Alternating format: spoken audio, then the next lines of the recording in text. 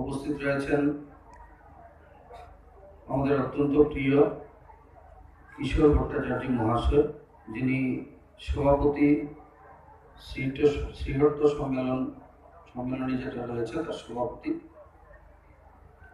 উপস্থিত আছেন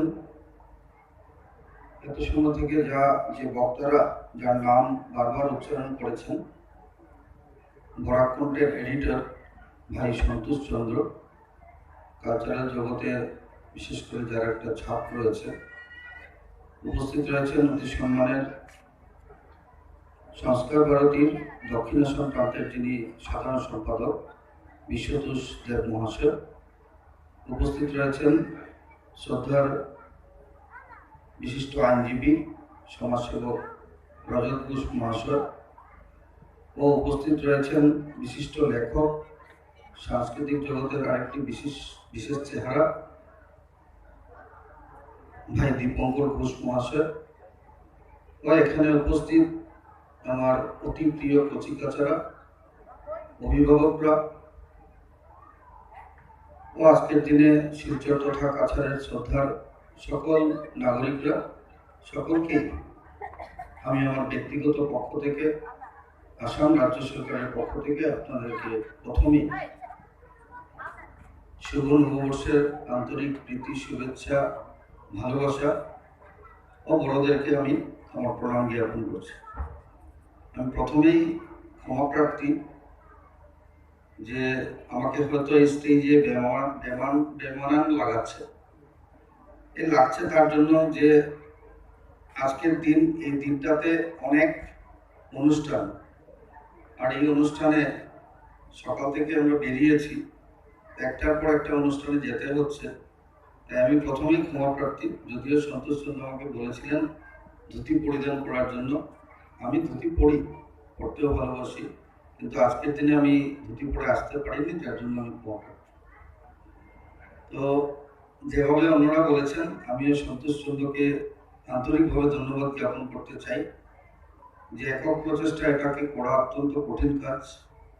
তো এই বাঙালিয়ানাকে ধরে রাখার যে তার প্রচেষ্টা, এই প্রচেষ্টাকে সমাজের পক্ষ থেকে আমি সাধুবাদ জ্ঞাপন করছি।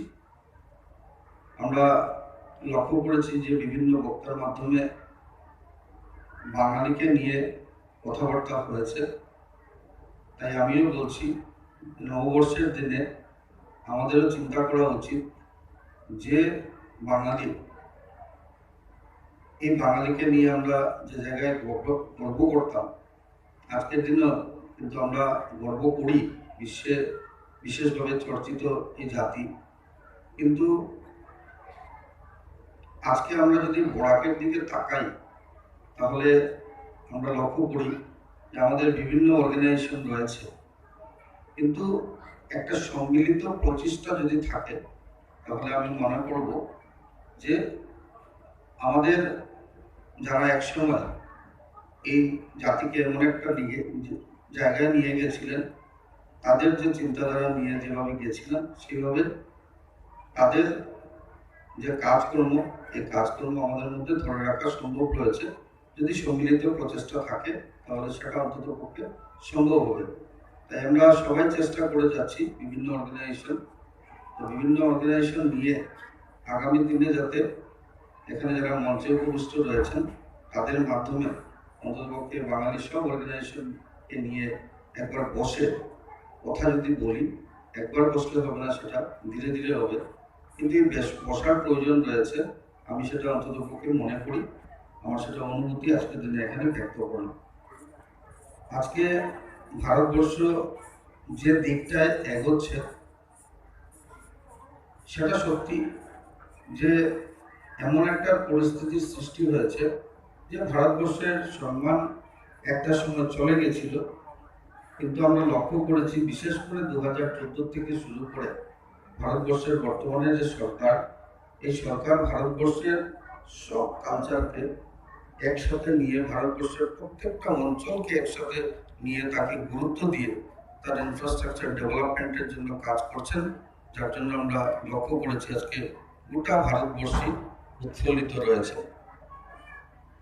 এই যে সংস্কার, যেটা ভারতীয় সংস্কার, ভারতীয় সংস্কৃতি যেটা, এই সংস্কৃতিকে ধরে রাখার চেষ্টা যেটা, সেটা আমরা পরিলক্ষিত হয়েছে। আর যার জন্য মনে করি আমরা সব ভাষাভাষী সবাই যারা রয়েছেন তাদের মধ্যে একটা হৃদ্যতা দিনে দিনে